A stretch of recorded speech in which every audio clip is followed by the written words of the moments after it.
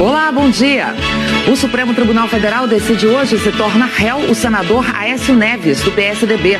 O tucano foi denunciado por corrupção e obstrução de justiça. Ele foi gravado pedindo R$2 milhões ao empresário Joesley Batista. Aécio admite que errou, mas diz que não houve crime. A Procuradora-Geral da República rebateu os argumentos da defesa e reforçou o pedido para que os ministros aceitem a denúncia na íntegra.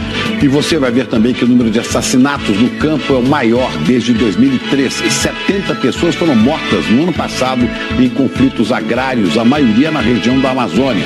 A polícia de São Paulo investiga a chacina de 4 jovens essa noite em frente a uma lanchonete em São Bernardo do Campo. E no Rio, flagrante que já ficou comum. Bandidos descarregam a mercadoria de um caminhão roubado dentro de uma favela e foi a poucos metros de uma equipe da Força Nacional de Segurança. A polícia de Alagoas procura um ex-prefeito acusado de desviar milhões de reais do setor de transportes. Dinheiro que poderia ter sido investido em ônibus escolares para que os alunos não fossem transportados desse jeito. Acho que só na Paraíba 11 açudes estão transbordando. Morre aos 86 anos o economista Paul Singer, que foi um dos fundadores do PT e que era referência do pensamento de esquerda no país. E o Brasil também se despede de Dona Ivone Lara, a grande dama do samba. Ela morreu no Rio de Janeiro aos 97 anos.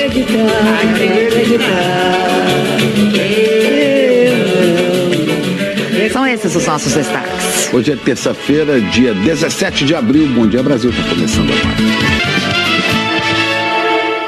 A gente abre essa edição do Bom Dia Brasil com uma imagem que, infelizmente, parece até notícia repetida, né? Porque está virando rotina no Rio de Janeiro. Pois é, Ana. Bandidos, mais uma vez, foram flagrados descarregando carga roubada numa favela do Complexo da Pedreira, zona norte da cidade. Nós vamos para o Globocop, sobrevoando o Rio de Janeiro. Repórter Genilson Araújo. Bom dia, isso tudo está bem perto de uma equipe da Força Nacional de Segurança, né, Genilson?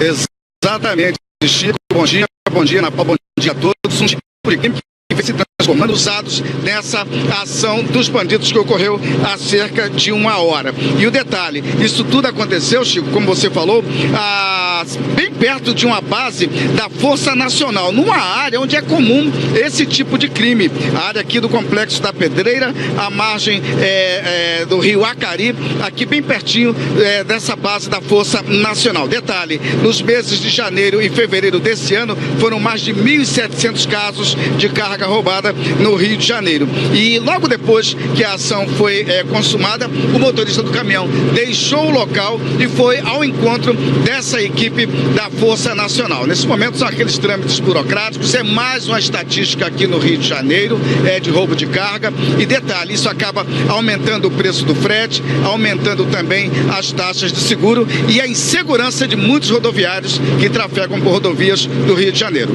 Chico e Ana. Que situação, Genilson. E a gente do Rio de Janeiro vai para São Paulo, onde um outro crime acontece com uma certa frequência, né? As chacinas. 4 jovens foram executados em frente a uma lanchonete de ontem para hoje no ABC Paulista. O repórter Felipe Guedes está acompanhando esse caso e traz informações para a gente, né, Felipe? Bom dia. Oi, Chico, bom dia. Esses jovens tinham entre 22 e 26 anos de idade.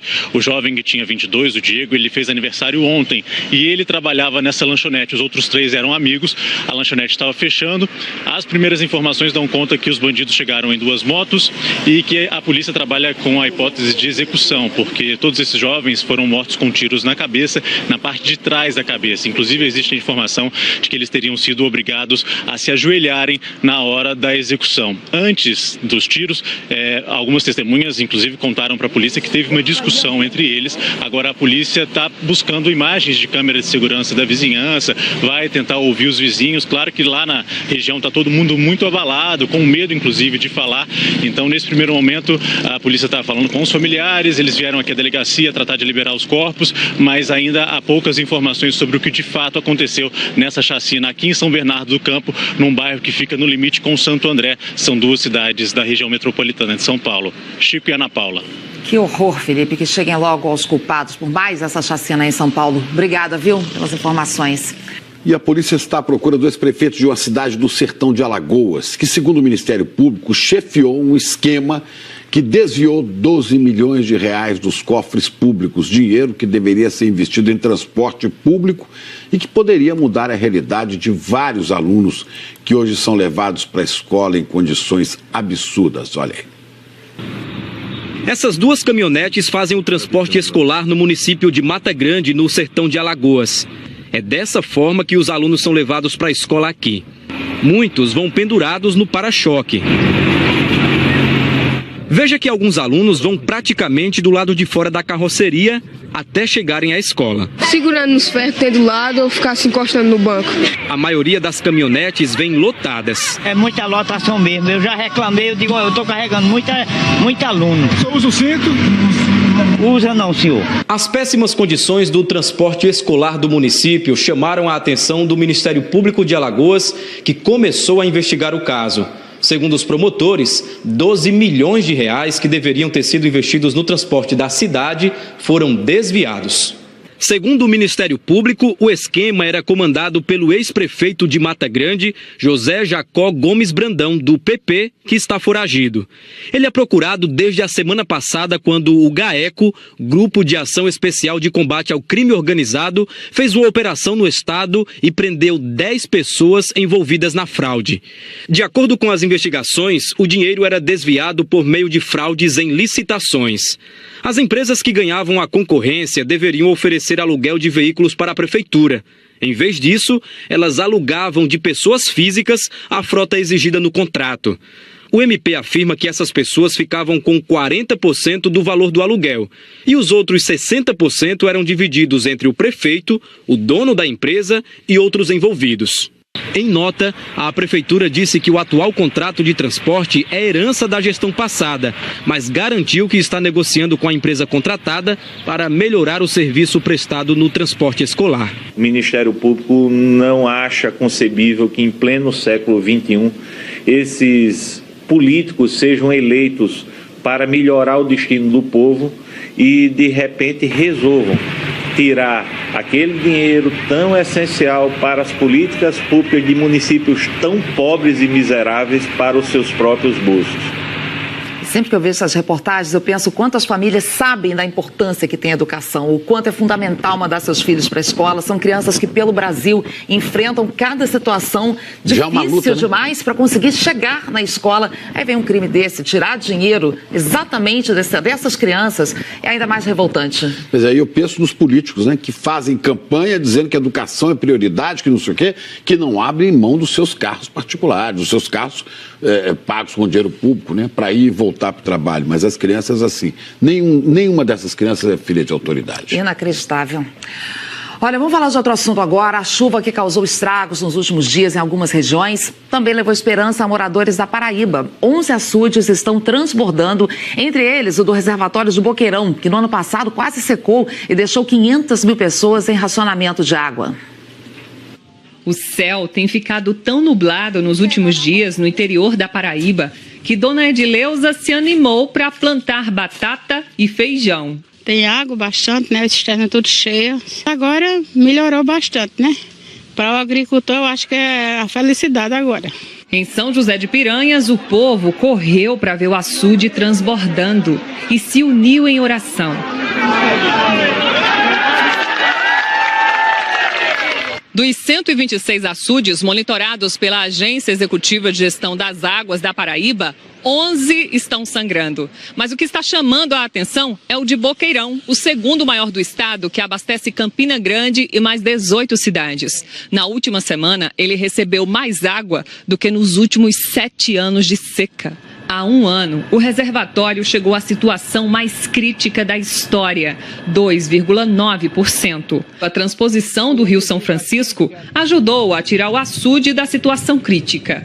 Mas as bombas foram desligadas no início do mês para reparo nas obras. E restou ao açude esperar pelas chuvas.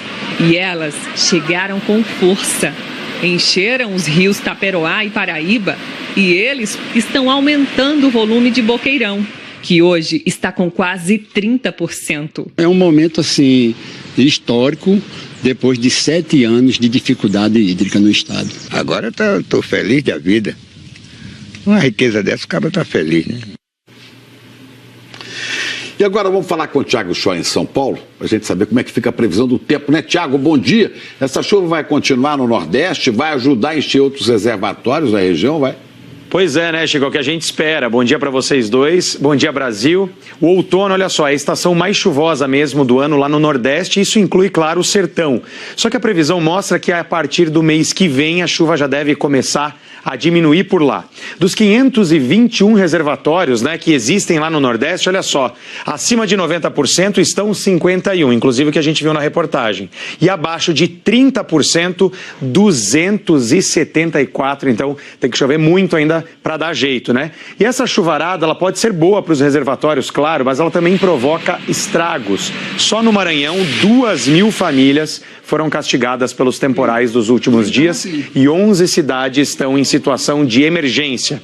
E hoje vai chover bastante ainda no norte do Nordeste. Veja aqui, ó, tá até em roxo em alguns pontos. Pega também o norte do Pará, o Amapá, Roraima, Amazonas também e desce pelo centro-oeste. Aqui no norte do Nordeste, essa chuva é provocada por essa escadinha aqui, ó. É a zona de convergência intertropical. É um nome que parece muito difícil, é um nome grande, mas é fácil de entender. Esse sistema deixa as nuvens de chuva enfileiradas por aqui. Por isso que está chovendo bastante nessa parte, viu? E aí, já que a gente está falando em chuva, vamos falar lá de Vitória, né? Só ontem choveu em Vitória mais que a média de todo o mês de abril. Aí hoje essa chuva já vai dar uma enfraquecida, 20 milímetros previstos, e a máxima lá para Vitória hoje é de 26 graus, viu, Ana e Chico? Ok. Agora, Thiago, e tempo firme, onde que vai ter?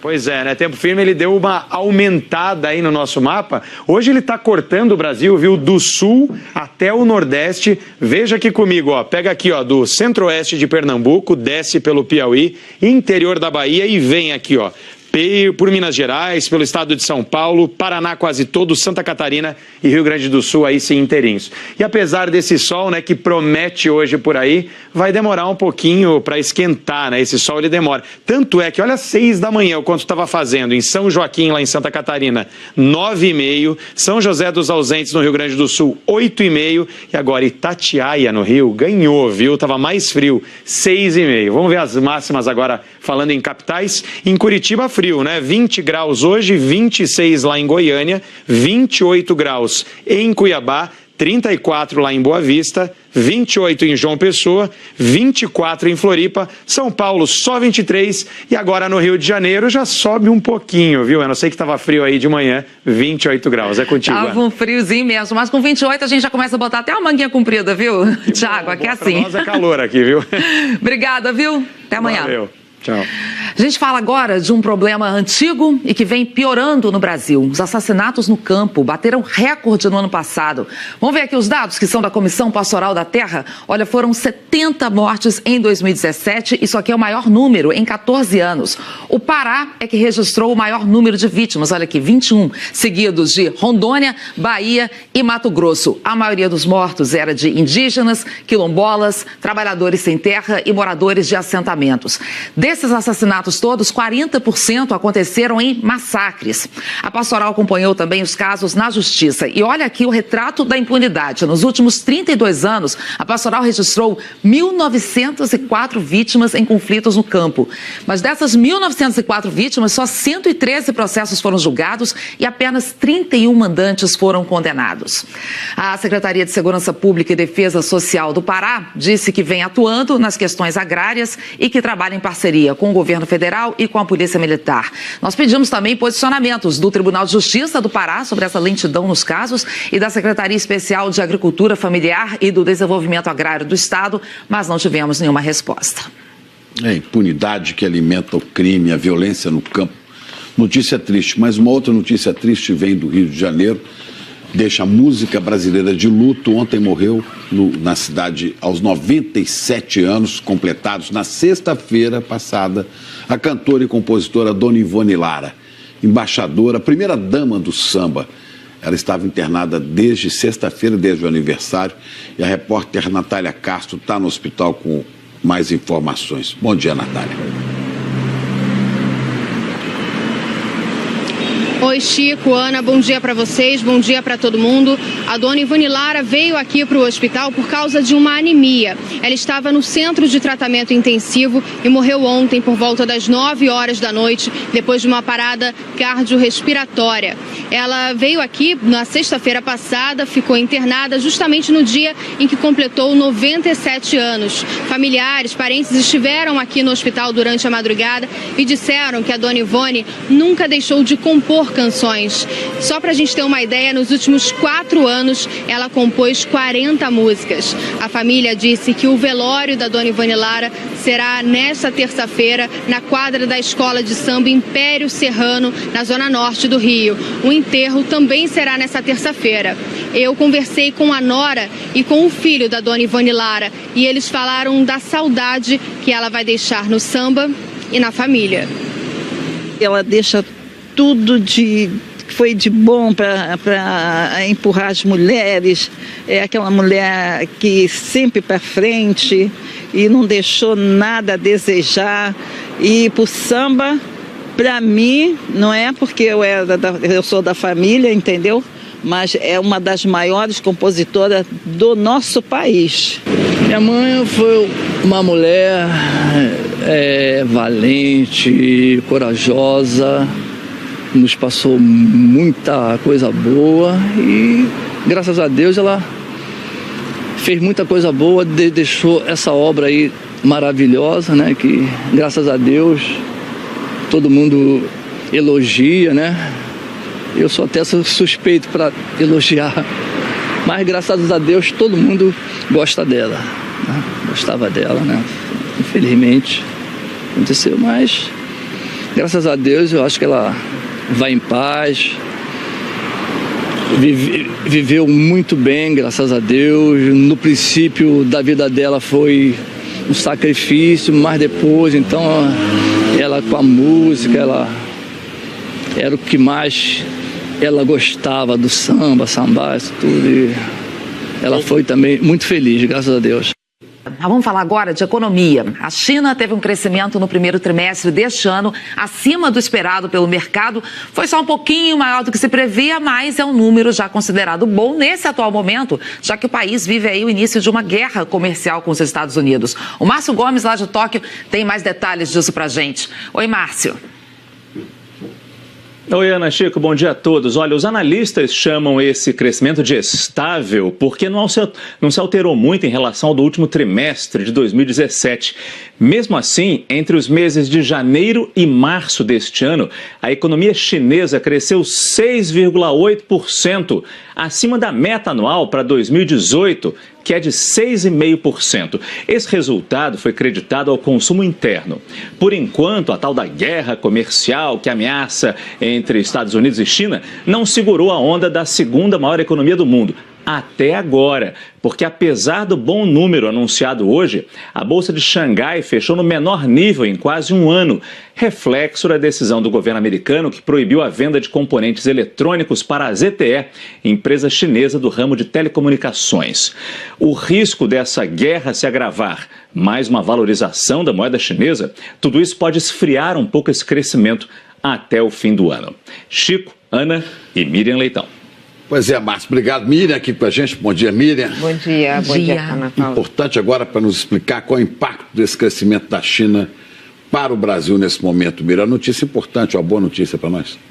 É uma notícia boa, quer dizer, quando a China cresce, o Brasil, que é muito dependente da economia chinesa, também recebe o efeito positivo, mas a situação internacional ainda está muito incerta, né? Por causa disso que o Márcio Gomes estava falando. Agora, em relação a nós, a gente está vivendo um momento diferente. Nossas previsões não se realizam para pior. Ontem, por exemplo, saiu o dado do IBCBR, saiu 0,09. Isso é nada, praticamente nada, né? Isso é de fevereiro. Todos os dados desde o começo do ano de produção industrial, vendas do comércio, serviços, estão menores do que as previsões. Ou o crescimento é muito pequenininho ou está negativo. Então, os economistas voltaram todos para seus cálculos, para fazer as projeções do ano e chegaram à conclusão que estão revendo a previsão do primeiro trimestre. O primeiro trimestre está muito frio. No final do ano passado, o país começou a querer engatar assim, uma outra marcha, né? Os dados começaram a ficar melhores. Então, eles acharam que esse primeiro trimestre seria de crescimento também, mas não está sendo. Quer dizer, será um crescimento, mas quem achava que ia ser 0,7, acha que agora é 0,4. Quem achava que era 0,5, acha que agora é 0,3. Então, isso aí está refletindo na previsão do ano. O ano, ontem saiu o dado que a projeção é 2,76, é a 10ª semana que cai a projeção do ano, mas está indo mais para 2,5 do que para o 3, que era a previsão do começo do ano. Então, aqui acontece o oposto que na China. Nossa previsão é de menos crescimento.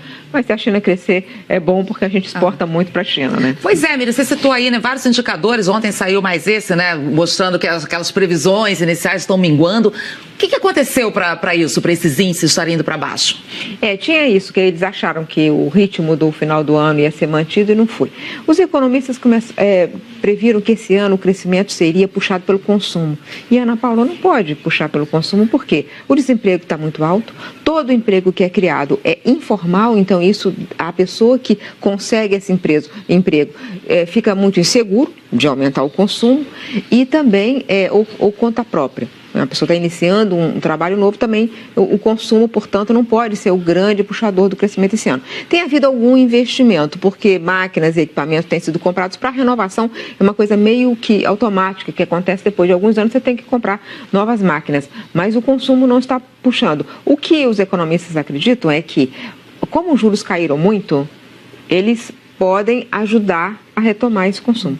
Só que os juros caíram muito a Selic, mas os juros bancários não. Esse é o grande problema da economia brasileira. Os juros bancários, quando caem muito menos do que a queda na taxa de juros básica. Nesse momento, tem taxas completamente absurdas para um país que está com 6,5% de juros, né? Como sempre, né, Miriam? A gente fica aqui esperando sentado, né? Quando é que essa queda da taxa de juros vai chegar realmente para o consumidor, né? O Banco Central disse que não quer mais ficar sentado, está começando a pressionar, mas assim, é impressionante. A taxa de juros bancária no Brasil, ela é um problema, porque exatamente endivida as famílias, pesa demais no orçamento e ressegura o crescimento nesse momento. O Supremo Tribunal Federal vai julgar hoje a denúncia de corrupção passiva e obstrução de justiça contra o senador Aécio Neves, do PSDB. Ontem, a Procuradora-Geral da República reforçou a acusação contra Aécio. Juliana, bom dia. Quais são as novidades aí? Oi, Chico. Bom dia, Ana. Bom dia a todos. Chico, ontem, acusação e defesa marcaram posição para esse julgamento de hoje. A Procuradora-Geral da República, Raquel Dodge, reforçou que Aécio Neves deve virar réu por corrupção e obstrução de justiça. Aécio Neves pediu acesso às provas e disse que foi vítima de armação. A Procuradoria-Geral da República acusa o senador Aécio Neves, do PSDB, pelos crimes de corrupção passiva e obstrução de justiça. Ontem, Raquel Dodge entregou um documento aos ministros do Supremo em que reforça o pedido para que a denúncia seja aceita na íntegra. Dodge diz que o senador pediu R$2 milhões ao empresário Joesley Batista e ofereceu como contrapartida atuação parlamentar em favor do grupo JIF. A PGR também menciona uma conversa com Joesley em que Aécio ameaça atrapalhar as investigações. Raquel Dodge diz que as provas que fazem parte da denúncia contra o senador do PSDB são plenamente válidas. Entre elas, as gravações das conversas e essas imagens da entrega de parte do dinheiro para o primo do senador, Frederico Pacheco. Ontem, a defesa de Aécio Neves pediu ao Supremo acesso às provas. Para a imprensa, o senador disse que foi vítima de armação e chamou o pedido de dinheiro de erro. Era impróprio, sim, mas no momento de dificuldade cometi esse erro. Mas não cometi qualquer crime, qualquer ilegalidade. Não existe dinheiro público envolvido. ninguém foi lesado. O primo de Aécio Neves, Frederico Pacheco, também foi denunciado, assim como a irmã do senador Andréa Neves, que também é acusada de pedir dinheiro para Joesley Batista.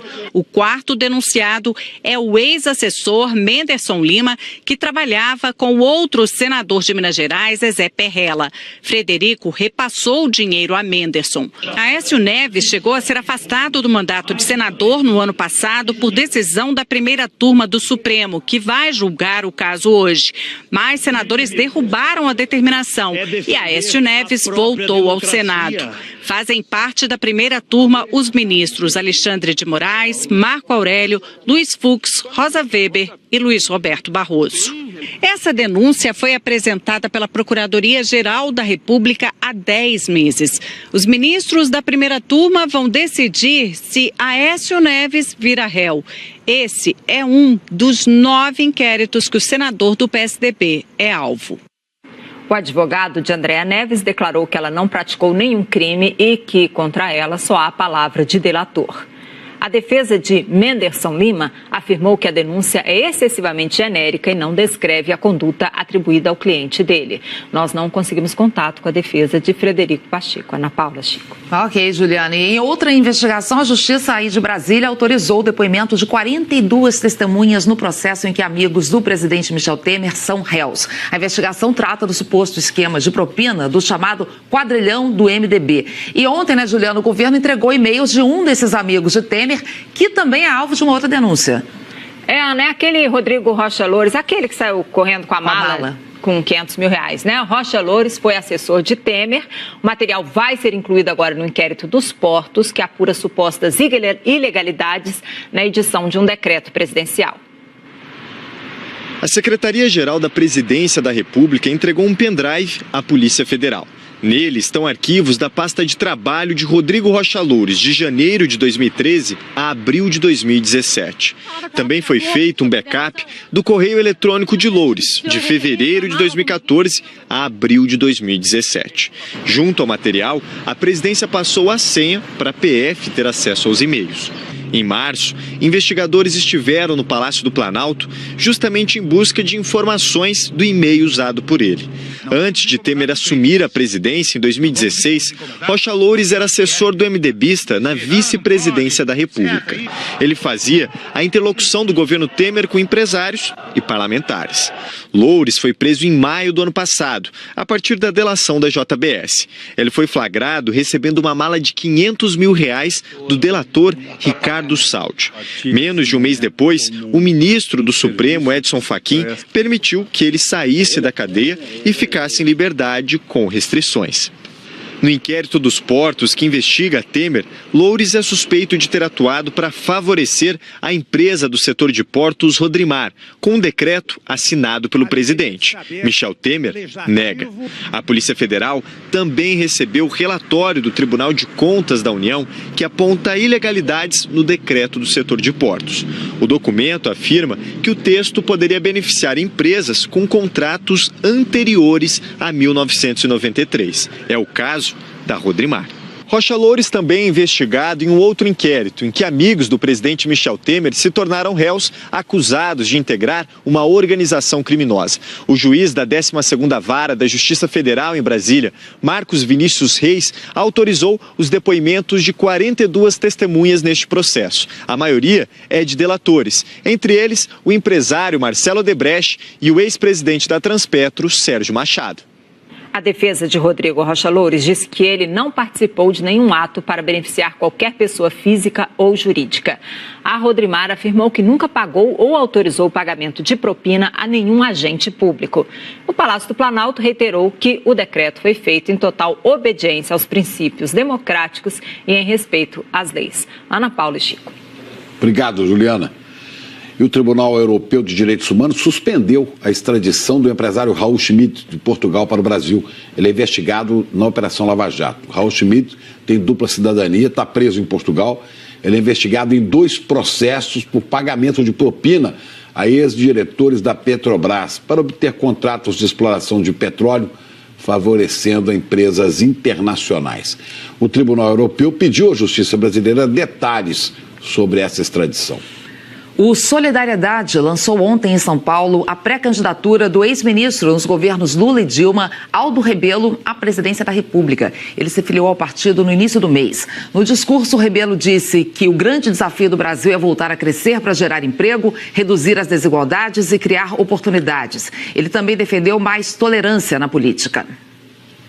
Eu acho importante marcar numa campanha nossa é a defesa da democracia, defesa da liberdade, defesa dos direitos políticos. Nós vivemos uma sociedade de intolerância, de linchamento. Os acusados de qualquer crime respondem perante a justiça. Mas agora não, eles têm que responder nos aeroportos, onde são provocados, agredidos. Se você não assegura o direito do seu adversário fazer política, quem é que vai assegurar o seu direito? Então essas coisas no Brasil precisam de uma agenda que valorize a democracia, e a democracia, a convivência, o respeito. Quem pensa diferente de mim tem o direito de pensar e de respeitar também o que eu penso. E o economista Paul Singer, um dos fundadores do PT, morreu ontem à noite, aos 86 anos. Vamos falar em São Paulo com o Rodrigo Bocardi. Ele estava internado no hospital aí em São Paulo, né, Rodrigo? Isso, Paul Singer teve infecção generalizada. Assim que a notícia foi divulgada, o economista recebeu várias homenagens. Singer nasceu na Áustria em 1932. Veio para o Brasil aos 8 anos, fugindo com a família da perseguição nazista aos judeus. Aos 19, formou-se eletrotécnico em São Paulo. Foi trabalhar numa empresa de elevadores. Em 1953, foi um dos líderes da greve dos 300 mil, que durou quase um mês e se tornou um marco do movimento sindical. Filiou-se ao Partido Socialista Brasileiro e formou-se em economia na USP, onde passou a lecionar. Estudou demografia em Princeton, nos Estados Unidos. Em 1968, com a decretação do Ato Institucional número 5, foi aposentado compulsoriamente da USP e passou a lecionar na PUC de São Paulo, assim como outros perseguidos pelo regime. Integrou o SEBRAP, Centro Brasileiro de Análise e Planejamento, que reuniu nomes importantes da academia na resistência à ditadura. Entre seus muitos livros, destacam-se Desenvolvimento e Crise, A Crise do Milagre e Introdução à Economia Solidária. Junto com outros intelectuais como Perseu Abramo, Plínio de Arruda Sampaio e Francisco Verfort, Paul Singer participou da fundação do Partido dos Trabalhadores em 1980. Foi secretário municipal de Planejamento de São Paulo na gestão de Luiz Erundina e secretário nacional de Economia Solidária de 2003 a 2016 nos governos Lula e Dilma. Ao receber uma homenagem na USP quando completou 80 anos, declarou para a plateia: "Só sou o que sou graças a vocês. Não estou retribuindo. É o mundo que anda junto." Em nota, o PT disse que Paul Singer deixa um exemplo de coerência política, da militância de esquerda, do caráter reto e do intelectual que nunca mudou de lado. Em artigo na edição online do jornal Folha de São Paulo, o ex-presidente Fernando Henrique Cardoso lamentou a morte de Singer. Disse que o rigor metódico e o amor aos dados e à pesquisa o caracterizaram como intelectual e que ele nunca perdeu a noção de que a economia não dispensa o olhar do humanista. O velório do economista Paul Singer vai começar daqui a pouco, às 9 horas, no cemitério israelita do Butantã, na zona oeste de São Paulo. O endereço, ou melhor, o enterro, vai ser no começo da tarde, no também cemitério israelita Chico e Ana. Obrigada, Rodrigo. Até já. Até já.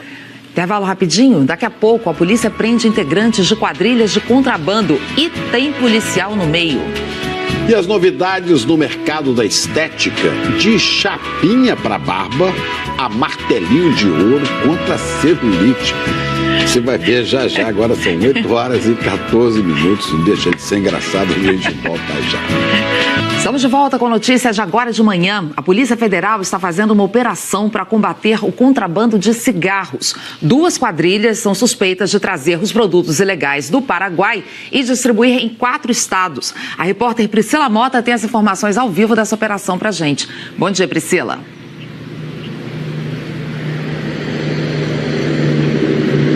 Oi, Ana Paula, bom dia para você, bom dia, Chico, bom dia a todos. A Polícia Federal cumpre 37 mandados de prisão e 45 de busca e apreensão aqui em Sorocaba e em cidades da região. Um policial militar rodoviário também foi preso, suspeito de facilitar o transporte desses cigarros. Nós temos imagens da prisão do chefe da quadrilha hoje de manhã num condomínio de alto padrão aqui em Sorocaba. A investigação começou há um ano e apreendeu cerca de 4 milhões de maços de cigarros.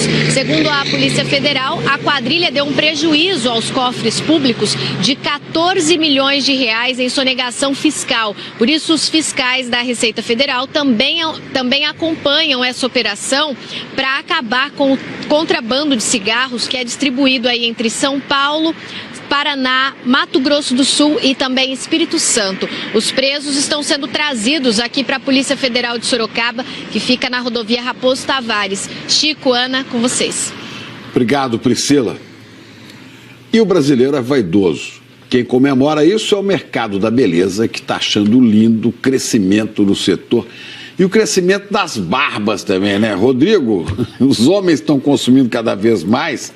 E agora a gente ouviu falar aí agora mesmo de chapinha para barba. Eu tô curiosíssima com essa reportagem. Tem martelinho de ouro para celulite, Rodrigo? Bate de dentro para fora, como é que é? Funilaria, como diz São Paulo, lanternagem no Rio. Como é que deve ficar essa barba, hein? E o martelinho de ouro, sinceramente, olha...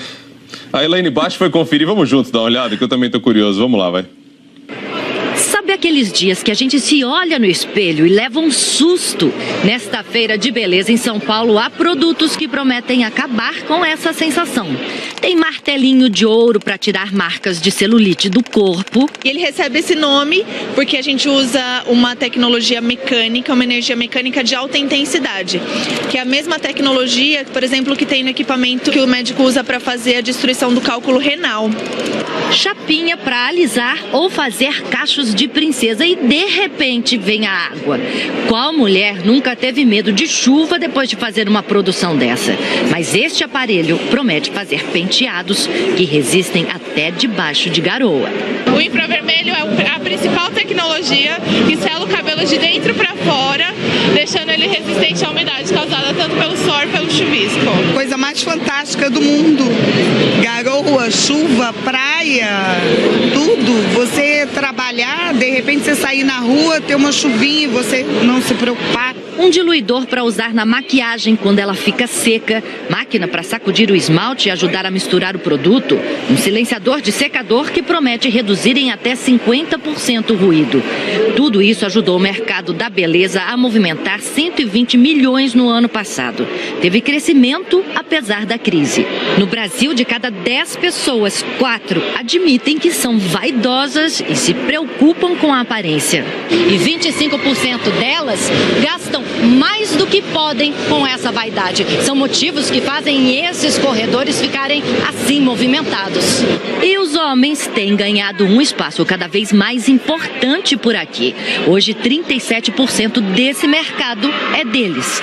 Nos últimos 5 anos, o segmento masculino de beleza dobrou de tamanho.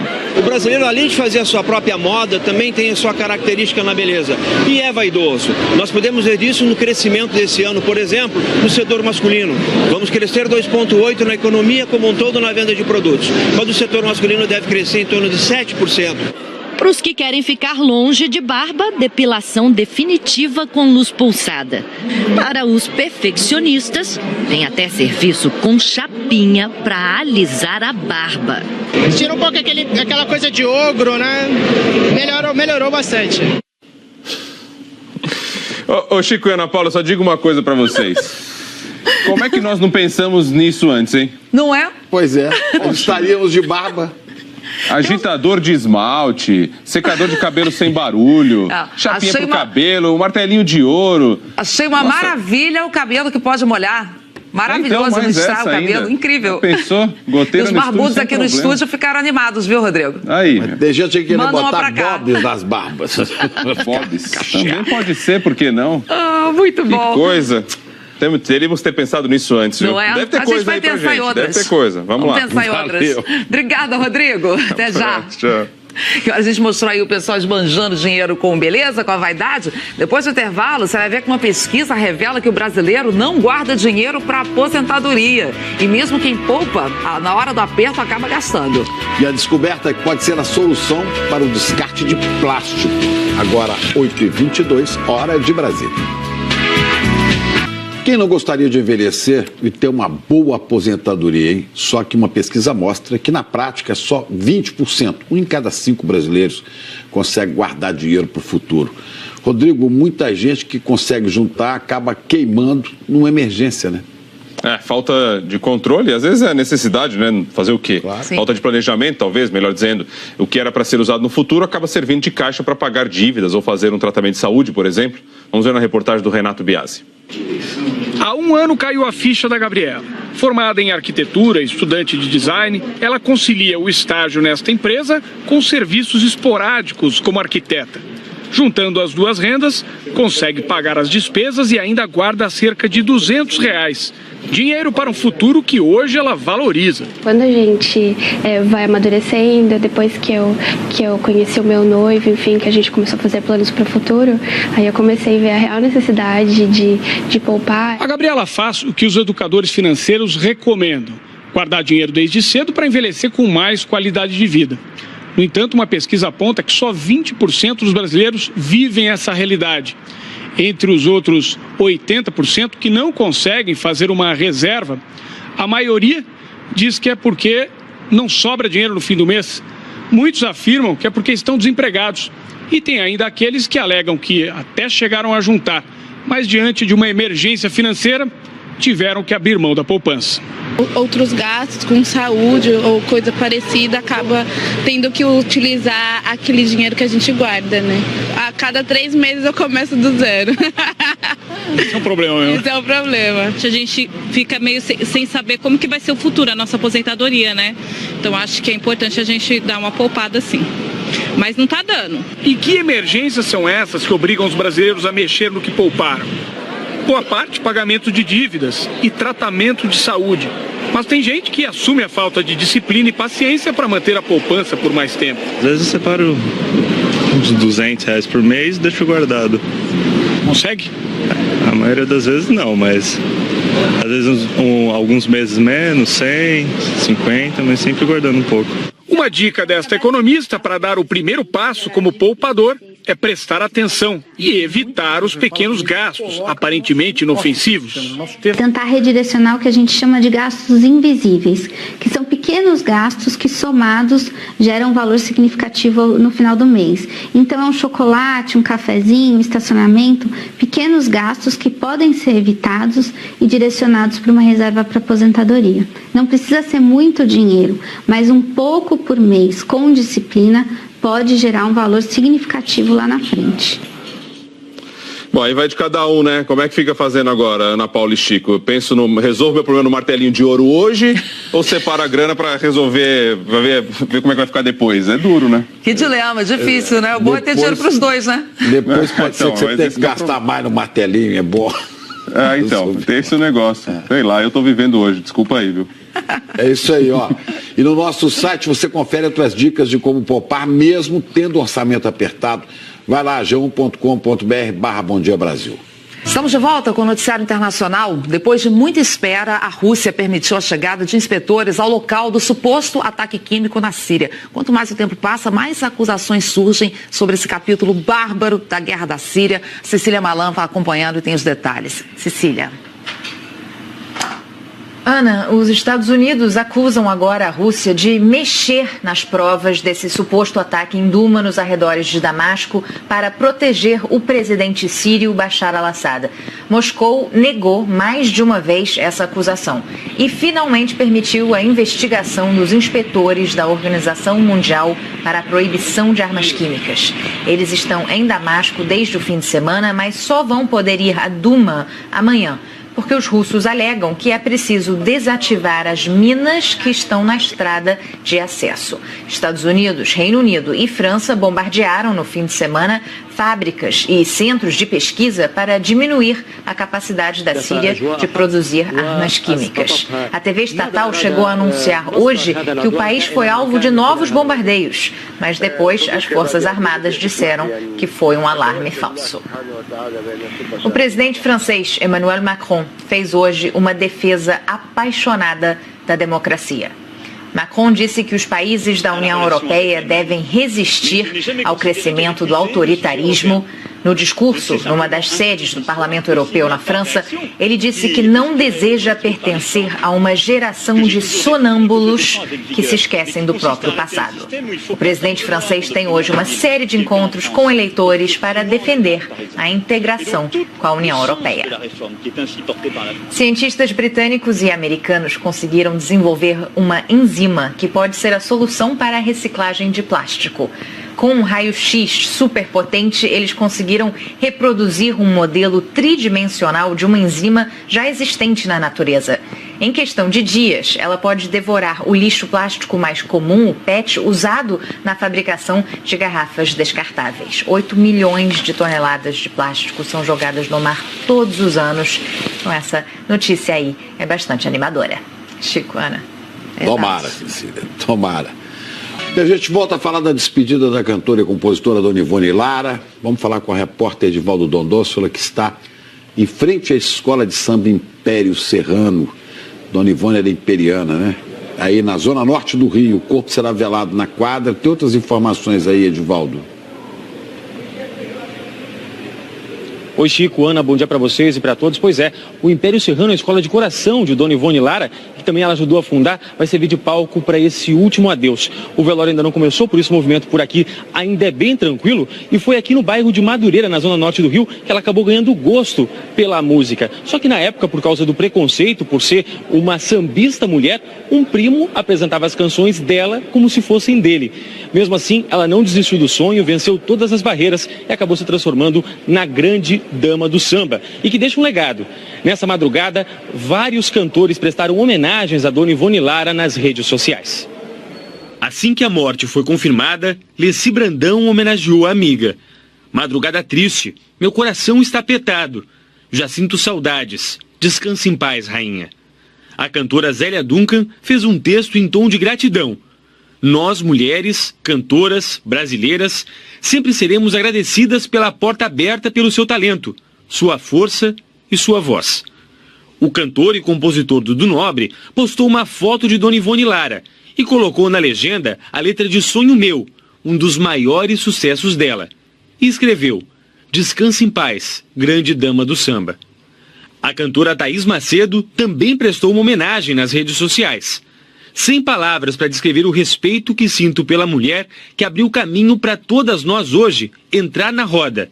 Só posso dizer muito obrigada. O músico Arlindinho usou o perfil do pai, Arlindo Cruz, para falar sobre Dona Ivone. Eu tenho que agradecer a dona, dama, diva, estrela do samba, de luz radiante, por tudo que ela fez pelo segmento que hoje vivemos. Uma mulher negra que venceu todas as batalhas. Daniela Mercury também celebrou o legado da sambista. A rainha do samba se foi e vai deixar muita saudade, mas o seu exemplo e seus sambas extraordinários continuarão a fortalecer as mulheres, os negros, o Brasil e o povo brasileiro. A Dona Ivone Lara deixa um legado imenso para a música brasileira. Cantora de voz marcante e compositora de sambas clássicos que se eternizaram. A vida incrível que ela teve, né? Incrível para ela e para nós que ficamos com a obra, com o legado, com tudo que ela conseguiu para as mulheres, para as negras. Muito bom. Pois é, Ney Lopes chamava de Senhora da Canção, doce instrumento, pastora da emoção, do sentimento. É isso aí, Dom Rodrigo Bocardi. Levante a mão quem não cantou sequer um pedaço, né, de um refrão de uma dessas canções aí, até os mais novos. Sonho meu, sonho de muita gente agora de mostrar essa saudade. Boa terça para todos, até amanhã. Já mostrou sua saudade, né, Rodrigo? Bom, a gente acompanha aqui em Brasília o julgamento na primeira turma do Supremo Tribunal Federal da denúncia para que Aécio Neves responda como réu por corrupção e obstrução à justiça. Uma boa terça para você. O céu ganhou mais uma estrela, né, gente? Obrigada por tudo. Dona Ivone Lara, grande dama, diva, legado eterno. Até amanhã, queridos. É isso. Para você aí, um ótimo dia. A gente se vê amanhã aqui no Bom Dia Brasil. Quem puder, leia a letra de Thier, poesia de alta qualidade. Dona Ivone virou um passarinho atrás de Thier. Até amanhã.